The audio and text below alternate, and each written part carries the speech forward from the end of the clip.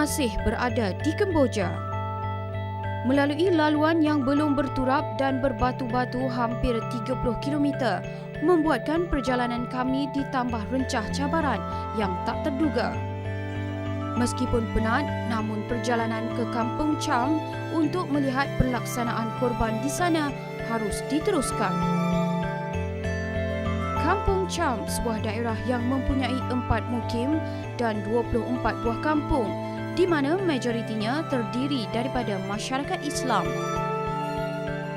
Berdekatan dengan Sungai Mekong, perjalanan yang mengambil masa 4 hingga 5 jam berhenti-henti dari Ceroy Menteri, akhirnya kami sampai ke tempat yang dituju. Aidiladha hari kedua masih lagi membawa amanah umat Islam Malaysia yang ingin melakukan ibadah korban di Kemboja. Sejak awal pagi, sukarelawan e-Korban Resources bersedia untuk menyembelih 70 ekor lembu di Kampung Senche dalam daerah Cham bersama senarai nama penyumbang setiap bahagian untuk setiap ekor lembu. Bukan di satu pusat sembelihan, kemudian penduduk kampung terlibat akan datang mengambil lembu-lembu mereka dengan kuota yang kita sudah tetapkan 1 ekor untuk 30 keluarga. Peranan Koperasi Muslim Kemboja terarah kepada kawasan-kawasan perkampungan di pedalaman untuk melihat keperluan sebenar masyarakat di sini. Saya fikir hanya pendidikan mampu mengubah mentaliti, mampu mengubah nasib, mampu mengubah taraf sosial sesuatu masyarakat. Dan kita berharap selepas ini bukan berhenti di setakat korban Cambodia ini pada Raya Aidiladha semata-mata, tapi kita teruskan tanpa musim. Saya diberi peluang untuk melakukan ibadah korban di Cambodia, dan peluang ini saya guna untuk berkenalan, memahami masyarakat Cham Melayu di Cambodia. Masyarakat Islam di Cambodia nampaknya ada lebih maju daripada yang kita bayangkan melalui iklan-iklan dalam surat khabar. Tetapi bantuan yang lebih holistik yang diperlukan ialah daripada segi pendidikan, pembangunan infrastruktur, pembangunan ihsan dan juga sosio-ekonomi yang paling penting sekali. Bagi saya amat bersyukur menjadi rakyat Malaysia.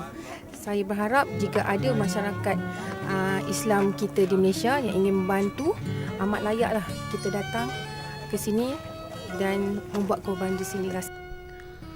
Apa yang dapat dilihat, perkampungan ini memerlukan sekolah untuk anak-anak belajar dan beberapa infrastruktur lagi.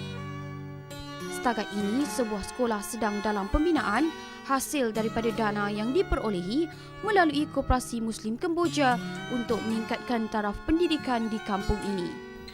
Kita mahu apabila diberi itu menjadi sedekah jariah, dan sedekah jariah seharusnya dapat menjana pertumbuhan ekonomi, menjana peningkatan sosial dan sebagainya. Sejurus selepas acara korban, kru kami bersama kumpulan media lain dibawa ke salah sebuah rumah penduduk kampung untuk makan tengah hari. Kami disambut dengan penuh kegembiraan dan seperti sudah mengenali antara satu sama lain. Kami turut membawa bantuan pakaian dan telekung buat penduduk kampung, dan suasana inilah yang terjamu di depan mata. Menutup babak sedih, kami bergotong royong memasak daging korban. Susah payah mereka menyediakan hidangan-hidangan ini untuk kami. Rasanya ini boleh menjadi salah satu daya tarikan pelancongan jika betul caranya.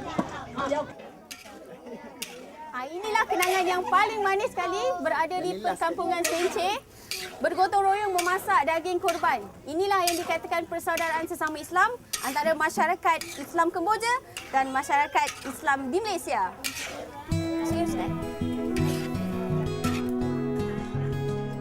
Hidangan yang ringkas tapi tampak menyelerakan, namun kami menjamu selera dengan penuh rasa syukur atas rezeki yang Allah berikan. Travelog kembara korban kami berakhir di kampung kilometer 8 Phnom Penh apabila acara korban terakhir melibatkan 30 ekor lembu lagi disembelih.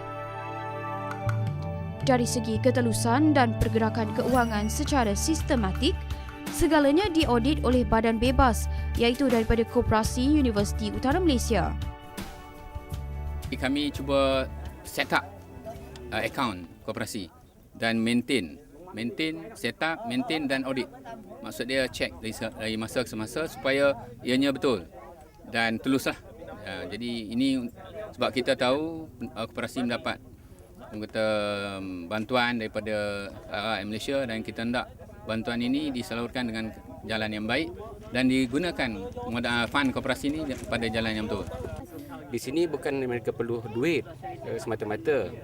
Diorang memerlukan tunjuk ajar dan berpandangan jauh dari segi untuk mewujudkan perancangan yang lebih jauh kepada masyarakat Muslim Kemboja secara khususnya.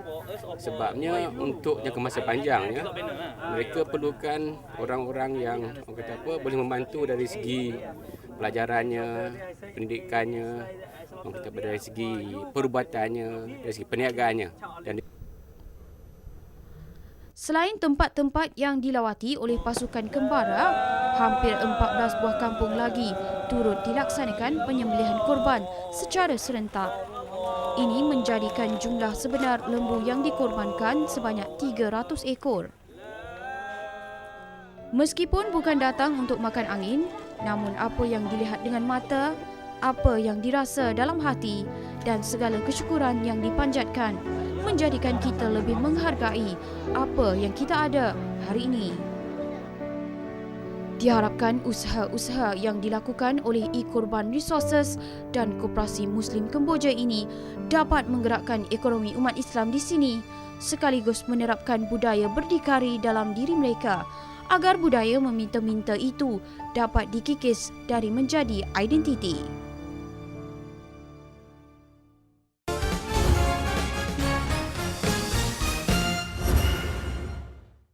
Allah